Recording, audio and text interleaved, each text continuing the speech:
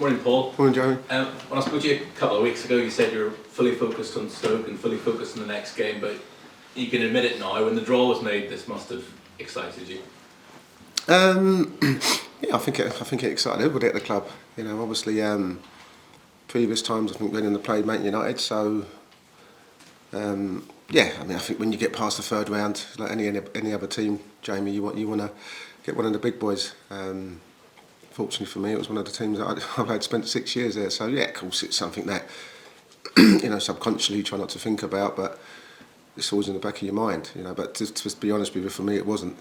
You know, as I said, the QPR game and the Stoke game were the most important things for me. You know, obviously, sometimes when you're players, you know, it's difficult because when you get the draw, then you get people onto players about tickets and during games, and you can't get away from that. So there's always a distraction, you know, when you play the big boys. And obviously, given your connection, a lot of the talk going this weekend will be about you. I mean, when you reflect on it during your playing days, were they, those 6 years at Old Trafford, were they the happiest days you're playing through? No, I wouldn't say the happiest. I think they were the most successful. You know, winning a few trophies that I won. You know, so no, I think I was happy at all the clubs that I played for. But yeah, listen, I think when you think about, you know, a Man Utd team that not won the Premier League for 26 years or won the title, however you want to say it, you know what I mean, to be part of that team that actually started the ball rolling, you know, in '92 was a great achievement for us, you know. So, and then that one was probably a special one because it was probably the last. I think Brian Rodman retired that year. So Matt Busby was obviously hanging on to see us win it, and then sadly passed away after that. So it wasn't just about, you know, winning the title. It was about what was around it more that has made it more important. Yeah.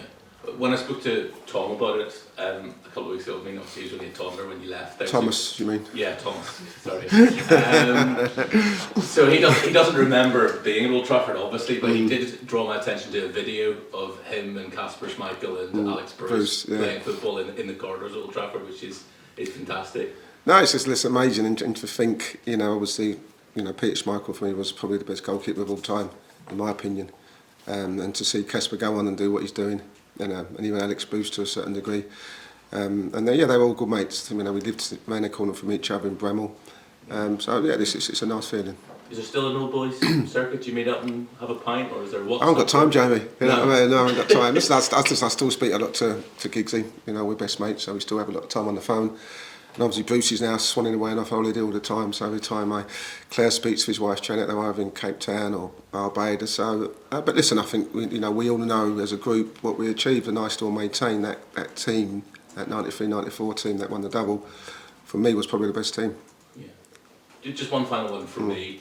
Obviously the club is so close to your heart. In the decade since Sir Alex has retired, has it pained you to see them no longer challenging for the title, and do you think that Erik Ten Hag might be starting to get them back to those days again? No, I exactly do. I mean, listen, it's been frustrating, especially for Man United fans. But you know, when you think about, you know, David Moyes going in now, to be honest, I never felt that he had enough money to do what he wanted to do. I thought, you know, it was cut pretty short. To be fair, he never really had a chance. And obviously, when you bring in world-class managers like Van Gaal and Mourinho, you expect to at least close the gap on the likes of Liverpool and City. The problem is obviously there was a lot of you know, things that were coming out in the press, you know, with Mourinho and Pogba and then Ronaldo. So you know, it wasn't in the right place. There was a lot of fragmentation in the squad. So things weren't quite right. But now, you know, looking at Ten Hag, what he's done in such a short space of time, you know, it's great. You know, it really is. I mean, listen, I'm not saying they're there. That, you know, we saw at Old Trafford against Man City that, you know, City are still a little bit ahead of them. So Liverpool, even though Liverpool not doing that well, but at least fans can see that there's a future going forward. Thanks very much. Cheers, Jeremy. Any more questions on TV yet? Hi Paul. Marcus Rashford's obviously in great form at the moment. What have you noticed with him maybe that's changed from a year ago? Is it just a confidence thing, do you think? And how do you go about stopping him at the moment? Well, hopefully he's not going to play. I think I got another.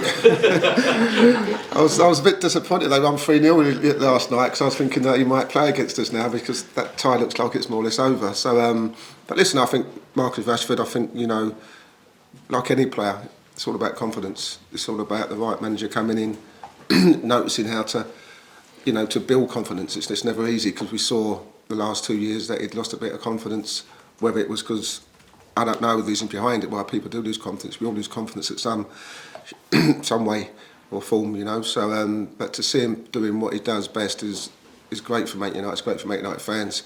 I mean, he's unplayable at the moment. He's unstoppable. I mean, the goal we scored last night, you know, shows what type of form he's in. So, but listen, we can't be thinking about stopping Rashford. They've got so many top players, you know, Eriksen, Fernandes, and you know, Vikal's got his first goal last night. So, listen, it's not about us stopping players. You know what I mean? It's about us just going and putting a performance. You touched on it there, obviously Erik Ten Hag. I mean, from the outside looking in, what do you think he's kind of brought to the club, and what has he changed maybe that's been lacking in previous seasons? Well, I think, you know, it looks to me that he's raising the standards of the club. I think he's doing it his way, which is so important. And it helps obviously when you're winning games, and it helps when you've got a lot of money to spend also. You know, he's brought in the right players. For so many years we've talked about excuse me, Manchester United's recruitment and the type of players they brought into the club. You know, I feel like he's getting there with the players that he's brought in, and they're all starting to gel. And when you're winning games, and you know, it breeds confidence. So it's good because it's so important when you go back over to Sir Alex and the years that he was at, you know, Man United, and the success that he won.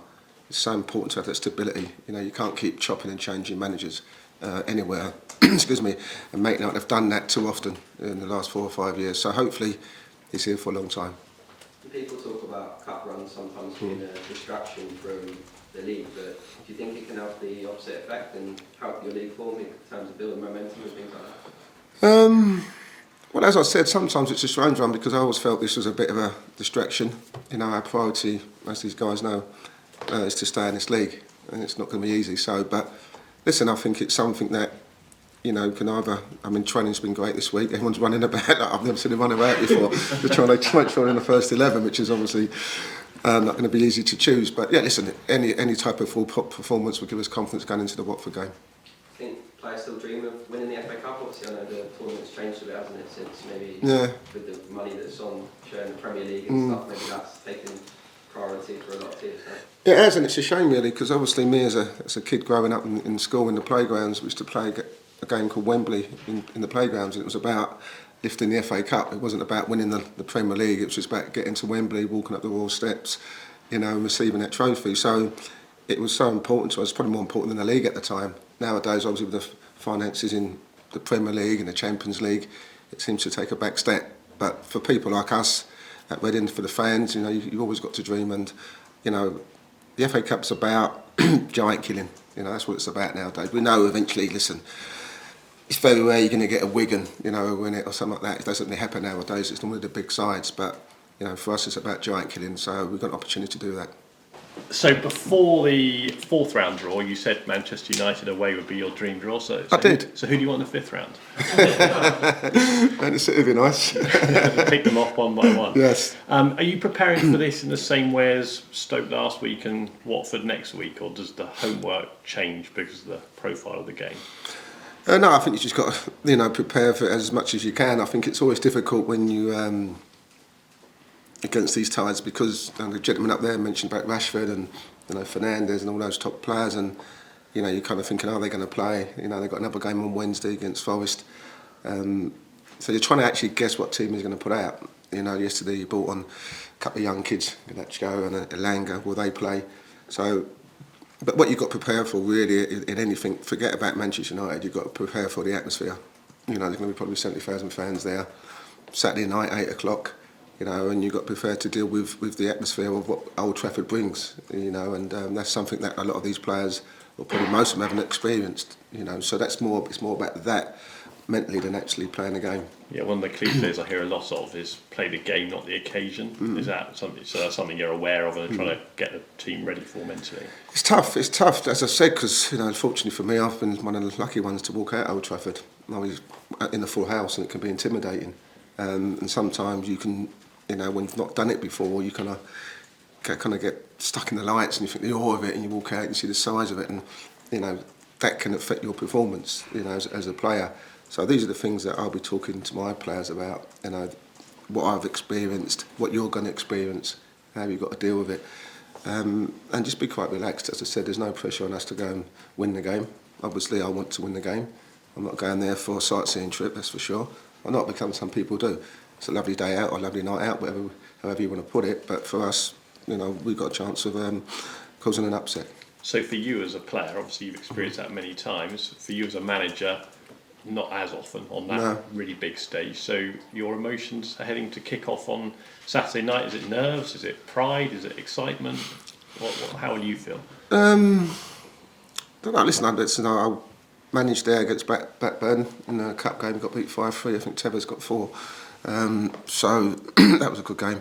That was the first time, and I think at that time I was obviously excited. You know what I mean? First time walking out Old Trafford, and I'll be the same again on Saturday night. I think, you know, to put your wits up against one of the top managers in the Premier League, to go back to my old club, would be great. But unfortunately, it's not about me. It's about the players that are on the park and how they deal with the situation. Have you met Erik Ten Hag at all? No, he's not met me yet. No, I think Just finally on Erik Ten Hag, we've spoken about it before and what he's done for Manchester United. How much are you personally looking forward to pitting your wits against somebody like Erik? Yeah, listen, it's always a challenge. You know, as I said, against any of the top managers. You know, it's not just about pitting your wits about him. It's just obviously after, you know, having a chat with him in his, you know, in his office, and, you know, talking about the game and how he sees it. No, they're important things, because as a manager you want to learn from other managers and, you know, gain experience from people like that. So I'm more looking forward to the conversation after, you know, about how he sets his teams up and any ideas that excuse me, that we can take that could benefit us as a football club. And I think as a manager, you know, you're always looking to learn and always looking to improve. So you know, I'm looking forward to that a bit more.